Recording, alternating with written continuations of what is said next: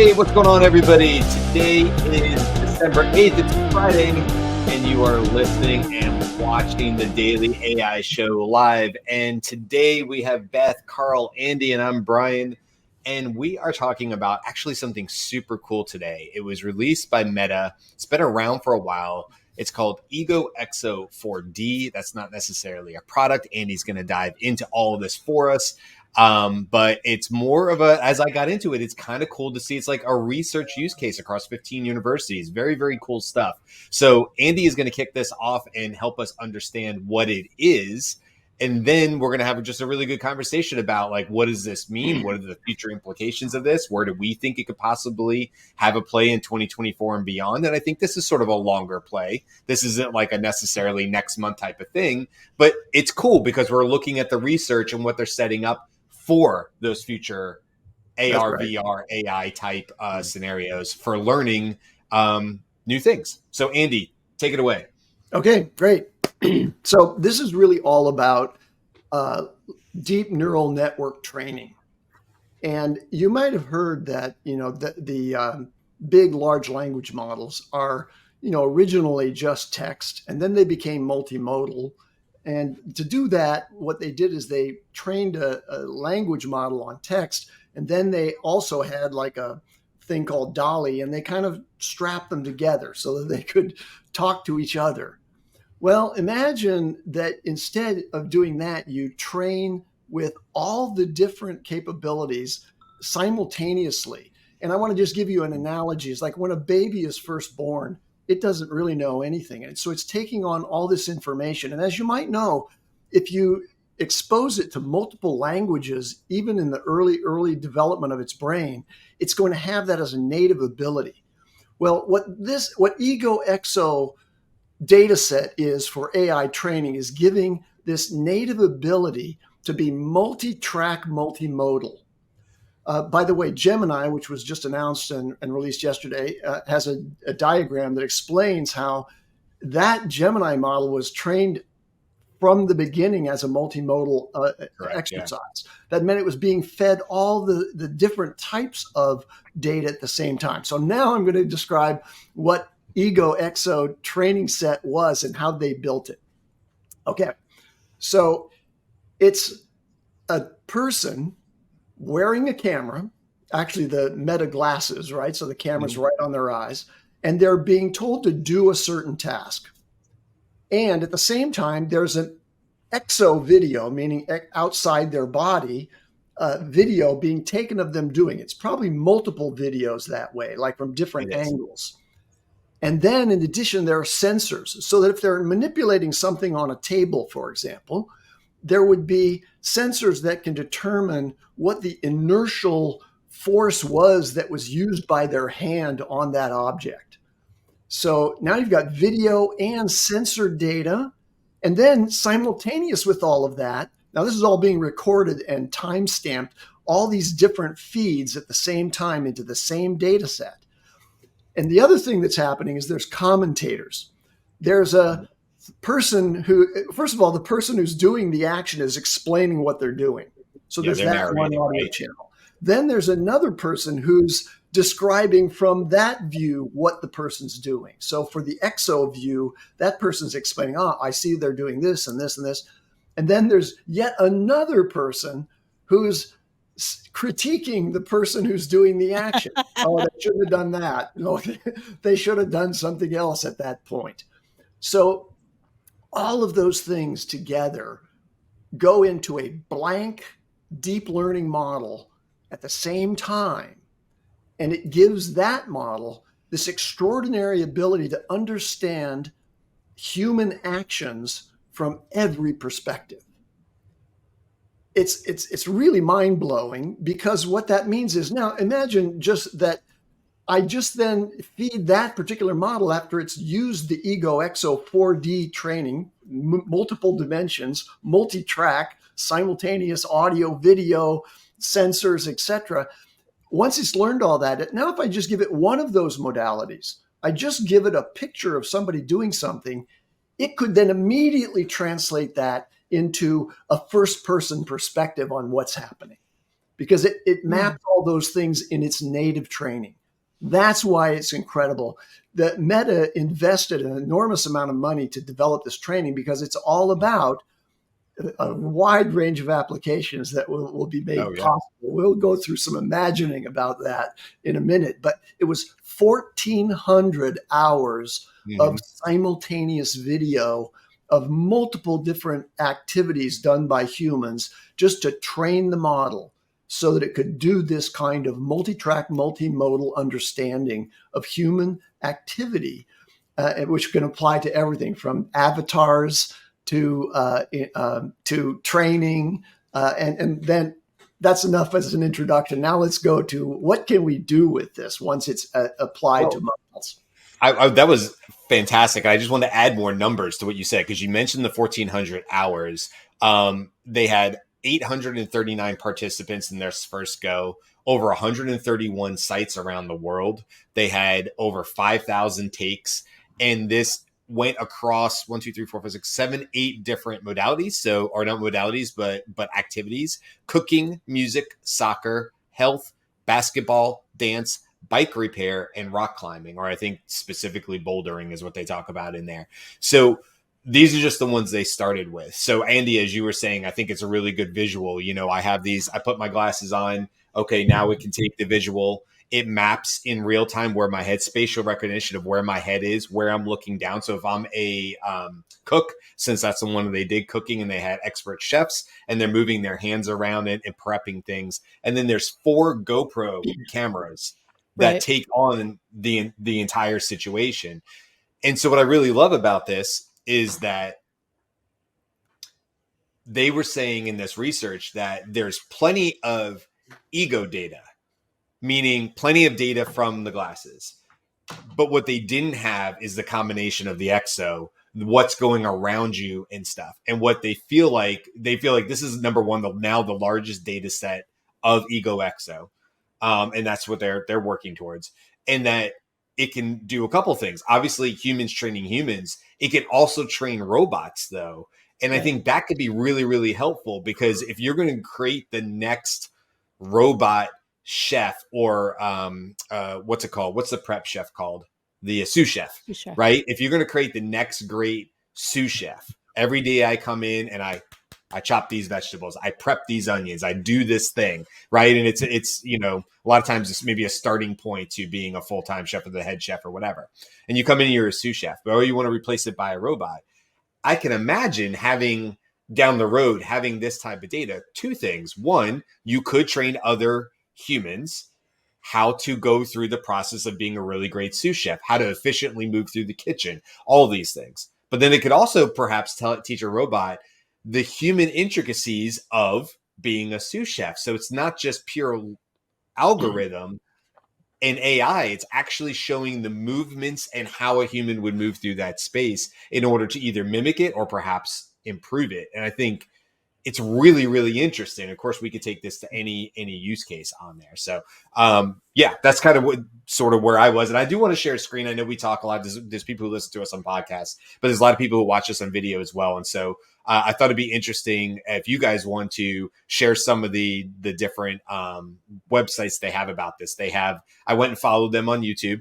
Everybody should go follow. It's the Ego-4D. They only have 116 subscribers right now. Not that we have that many, but that's they're small beans right now. So you can go follow Ego-4D, and they talk about a lot of this stuff on there. But do you guys want to show it first, then talk about it more, or where do you guys want to go with this? I want to add one quick thing, which is one of the things that's in the sensor data is gaze tracking. So it'll tell you where the eyes should be looking when you're doing this thing. Right. So, and I want to add one other quick thing, which is that the Meta glasses that you can buy are not the glasses that they were wearing. Meta glasses that you can buy don't actually track your eye movements, as far as I know. They're Aria Project glasses, which are ones, built for a ton of stuff, and you cannot buy those. But you can buy GoPros. This is definitely not a go out and buy this and try it yourself, or like, oh, I play this sport. This would be amazing to have for my athletes as a coach. We're not there yet.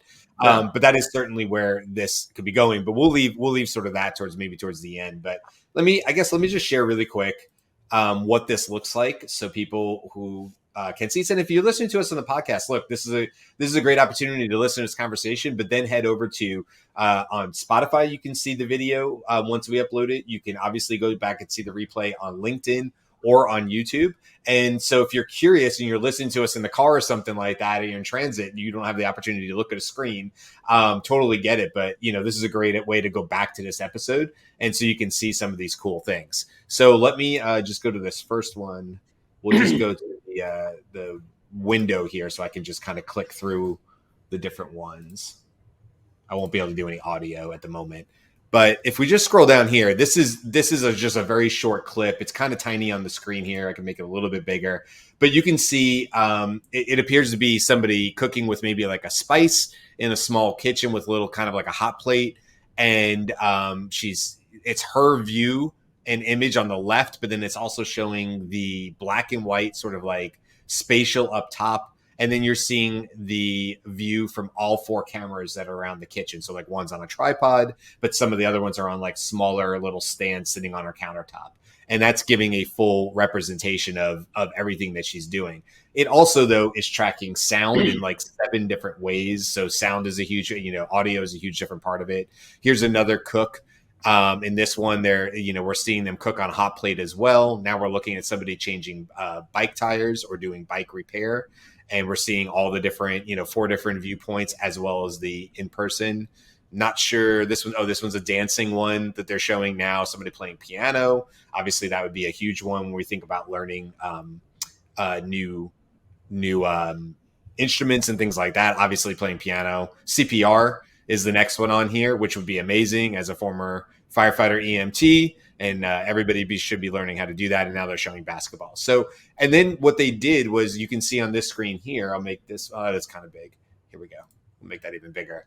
They kind of gave a summary on it. So, like we said, over 800 participants, 8 domains, 131 sites. But some of the data it's bringing in is RGB video, monochrome SLAM cameras ×2, eye cameras left and right, estimated gaze detection, scene 3D point clouds, egocentric and exocentric camera poses, something called IMU barometer and magnetometer sensors, multi-channel audio on there. And there's benchmarks like we were talking about before, like they do key steps and key frames along the way, certain poses and things like that. So here, I'll stop sharing this for now. Come back to us. There we go. So I don't know what else, Beth, Karl, what do you guys want to add to this before we sort of like open it up a little bit more?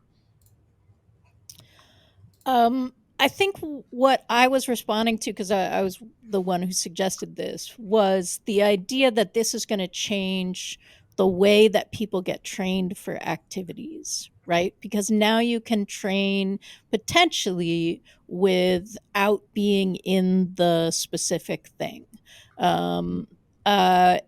I love that it was this much diversity, right? Like they at one point they were saying, like we have a bunch of like, how do you make an omelet where you are, right? So like I think that was probably part of the egg cooking videos that we were just seeing, and I started to get a little concerned that the activities. How is it going to happen with the activities that you're not seeing your thing, right? Like, and when you're learning the piano, you're actually not supposed to be looking at your hands.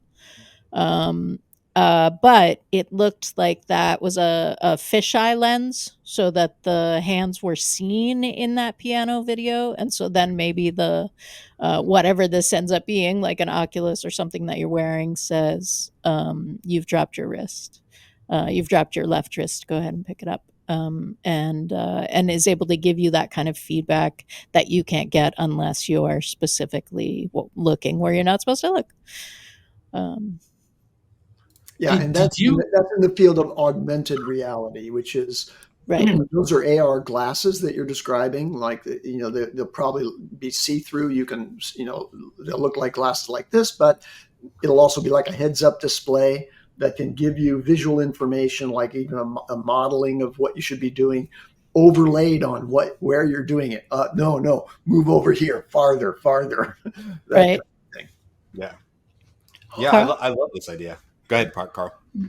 Do you think this was the initial thought behind Google Glass or Google Glasses way back when it was announced? Like that was like this was the thought culmination. It just maybe the technology wasn't there then versus now, where it's like it was supposed to collect all this data, but it Mhm. never did because it just But that would have just been the ego data, like just the first person point of view, you know? I kind of think when I saw that, somebody made it, I will find it and then share it, but somebody made an amazing, like it's 2-3 years old now, this amazing hypothetical video. It's not real. It's like it's fiction.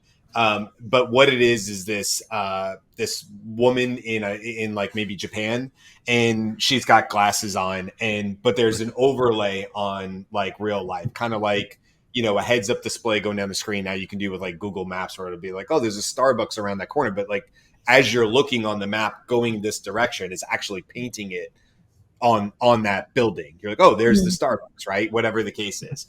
And so I kind of thought that was like maybe the first step towards this AR overlay of life. And what the point of this short story was on YouTube that this creator made, which was really amazing, was she sort of like gets into everything is gamified, and there's just all this stuff going on the screen in front of her, but then she gets into the grocery store and it glitches, and so then she has to bring up like a customer support, and she's like, I lost all my credits, and it was just more or less this like, Ooh. yeah, right. It was like this sort of like careful what you wish for sort of type scenario. Very, very well done. I'm doing a horrible job. I will find it. I just don't know what the title was for it. So that's what I thought it was. Karl, was like this first step into first person perspective. I mean, now Ray-Ban and Meta are doing it again, and it's sort of this first person perspective. You can record video from your sunglasses or whatever the case is.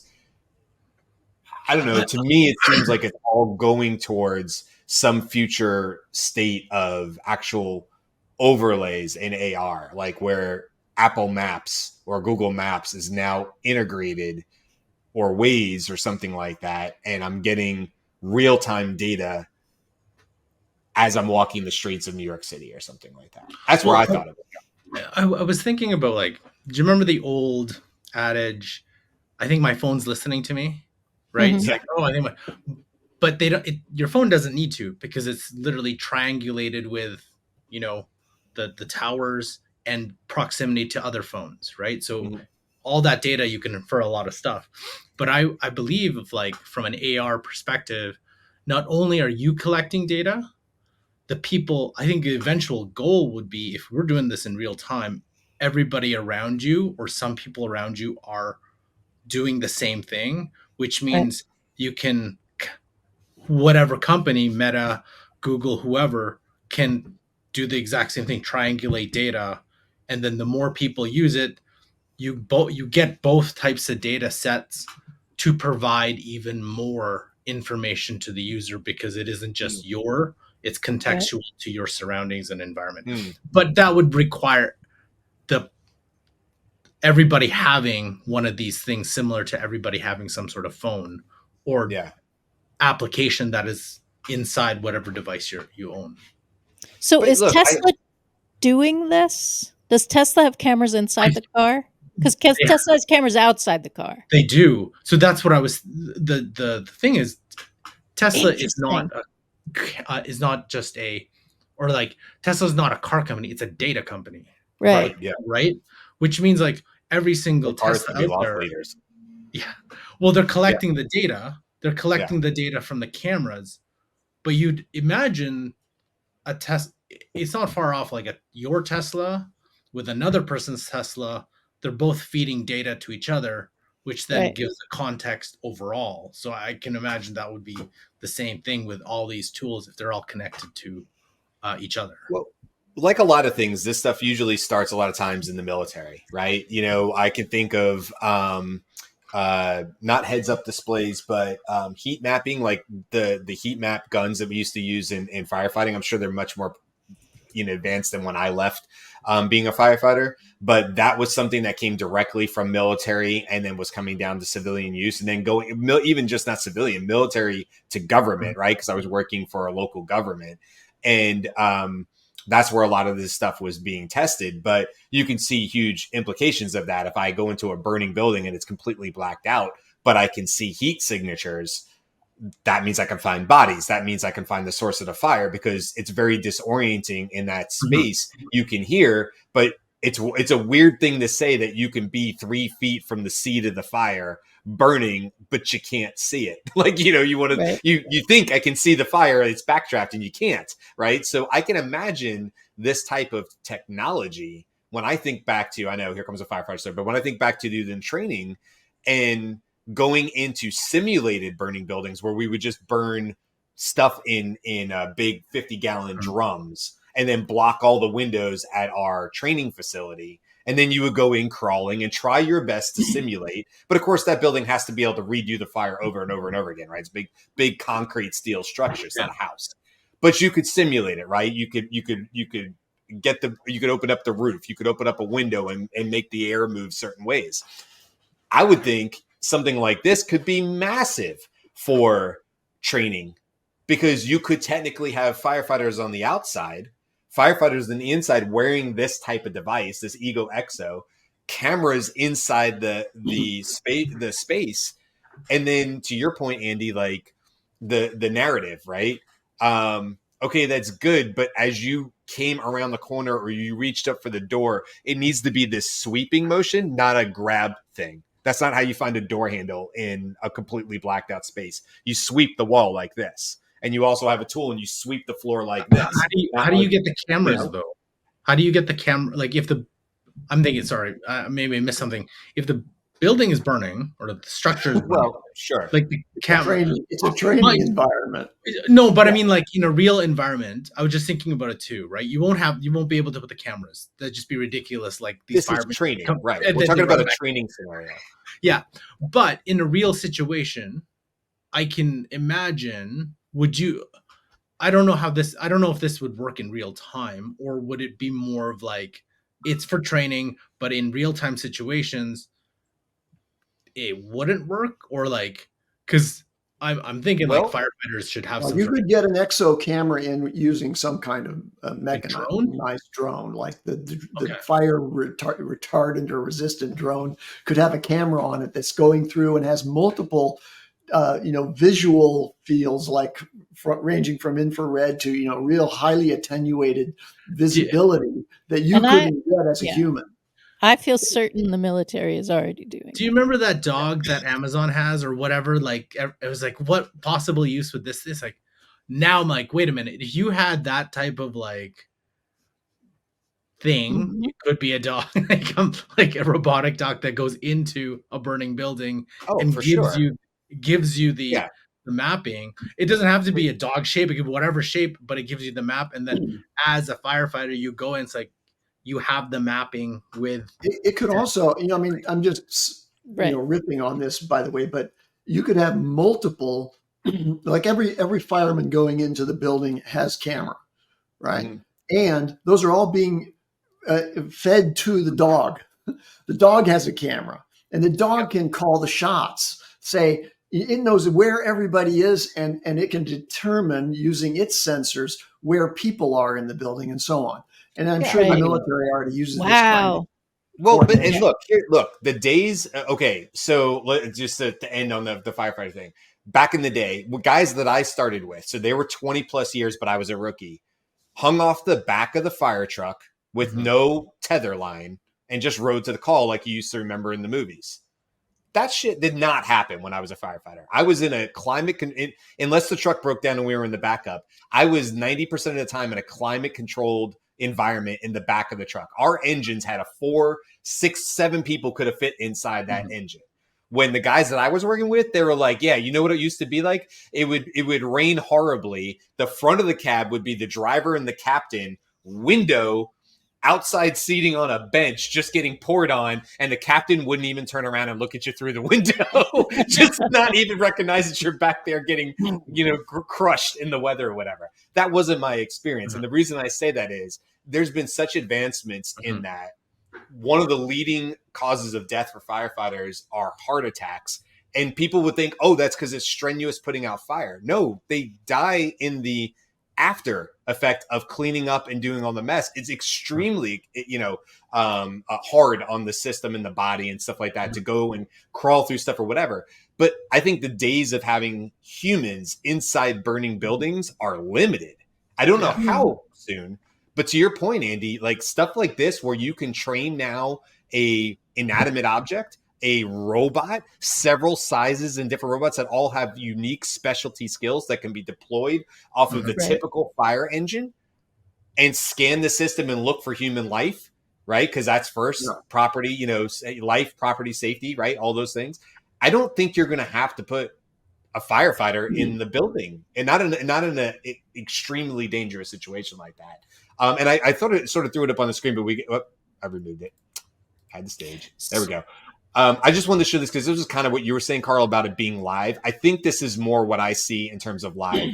In this video that we're showing, it's like they're showing kind of like a heads-up display. Like here, they're showing, cut the black wire. This lady's playing tennis, and she has this awesome virtual twin that's showing her the right places to hold her racket. So I think this is, when I heard you, cool. I thought, oh, this is what Karl's talking about. But that would have had to have been trained in this Ego-Exo environment. Yeah. And then that person down the road would have that overlay. That's what I think that would happen. Well, they would have to, what would it be like? They'd have to, it would be trained, and then you'd have to download said program into and then. Yeah. So what they would do, they would have a deep neural network that's trained on Ego-Exo sets like this. So it understands all these different things that, all the multiple modes and different tracks and angles and how to interpret them and organize them. Then it would do fine tuning training on tennis, right? So it would it wouldn't need as many, points of view or perspectives or sensors, but it would take what it already knows about other human movements and activities and the physics of sports that it had previously trained on. And it could apply now just a single camera view of tennis, get a lot of hours of that, and then that would probably give it, the capability to do what we just saw in that quick demo. Right. And what we've talked about a little bit before is the Disneyland robots or the Disney World robots, right? So that they're little, they're small, and they learn to walk by just watching people walk around the park.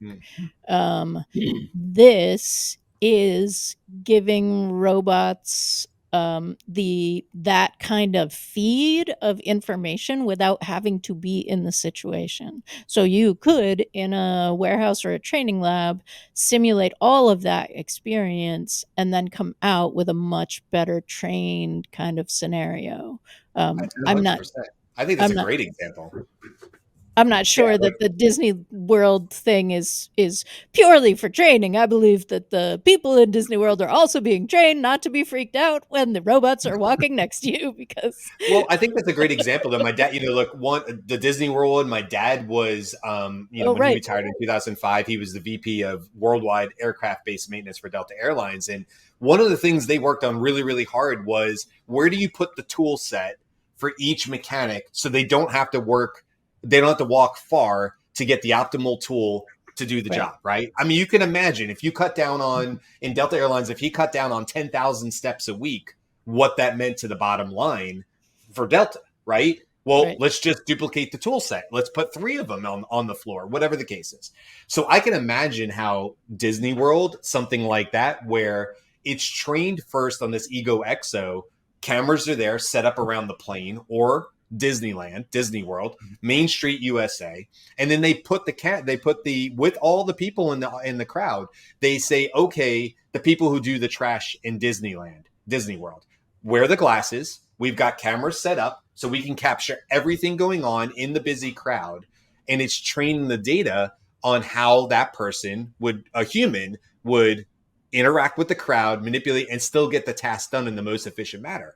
Then you could take that and then perhaps train a robot that now people are very, used to having around them because they were a fun robot. And now you have a robot that goes from trash can to trash can and takes care of all of the trash and never bumps into anybody or whatever because it has all that training data. I think there's a lot of use cases for this where either you're training somebody how to play piano, and so it's human to human, or like we saw, well, here's another one. Like, this is a good example of it as well. Like, I owned a CrossFit for a long time.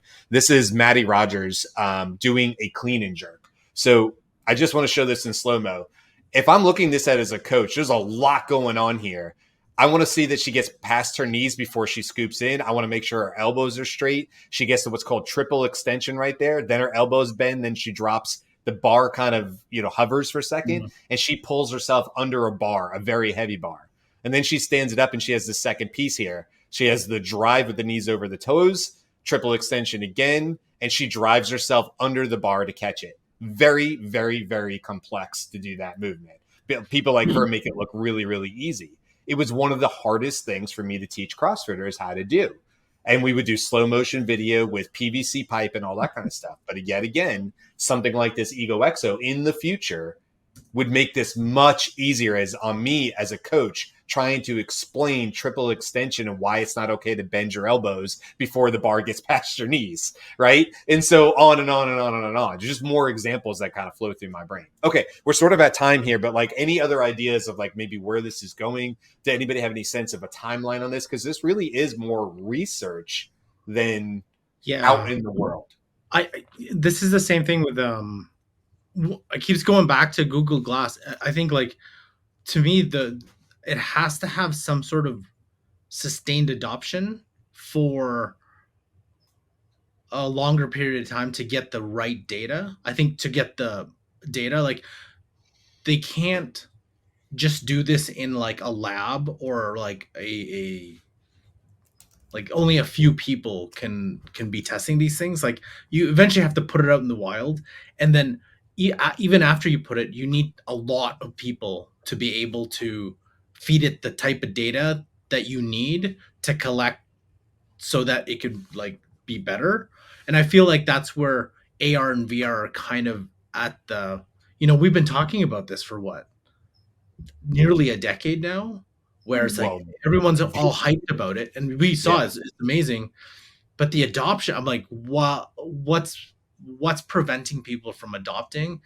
And there's a variety of reasons. It gives me headaches, right? It's a bulky thing, whatever it is, right? So like, how can you solve for that?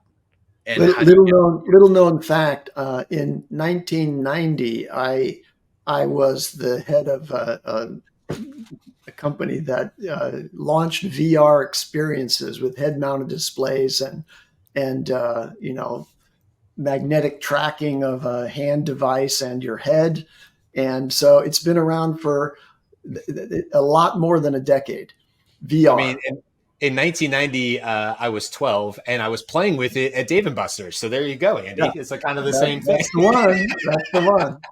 It was called the virtuality system. And so the idea of being able to be in a virtual environment is one of the aspects of training and application of this training. Is you don't have to do it in real space with augmented reality. You can actually use this same kind of data set to train an AI to go into a virtual space with you where every aspect of your body's position and force is being tracked now because there's more sophisticated sensors, and teach you the movements. Dancing would be a great one. I like to have a dance teacher that nobody else can see. I've just got the headset on.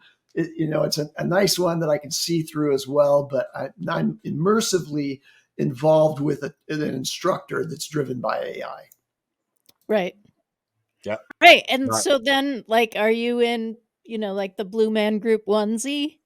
Right. So like everything on your body is attached to a sensor so that like you can feel in your gloves that like there's pressure being bad is Oh yeah, like, that haptic feedback is an interesting aspect of it that leads to all kinds of other applications we can imagine, but it just haven't really happened yet because here's my take on VR. Ultimately, live human interaction is much higher bandwidth than whatever you could develop in VR, and so it's never going to really get to that level. It's really a poor man's interaction model for what you can actually do in real life.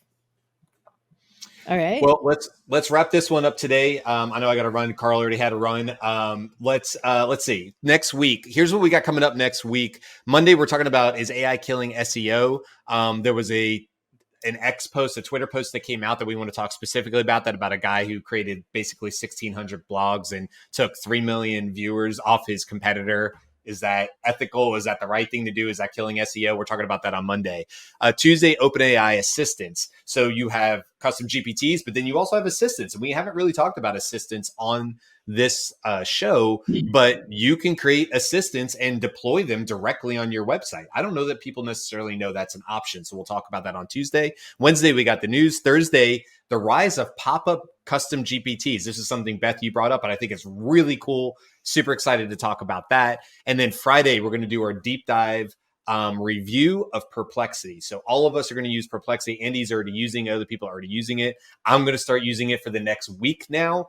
And I'm going to come back with my honest review, and everybody else will too. So that's on next. I think you'll be impressed. Yeah, I'm looking forward to it. I really am. I think it's a cool tool, and I just haven't had a reason to dive in. So this is a perfect reason to do it. And then we'll share our feedback with everybody else so they can be informed as well. All right, that's it, guys. Another week in the books. This was show number 90. So thank you all to all our listeners and followers. We appreciate you, and come back and see us next week. Till then, bye. bye. Aloha. Aloha.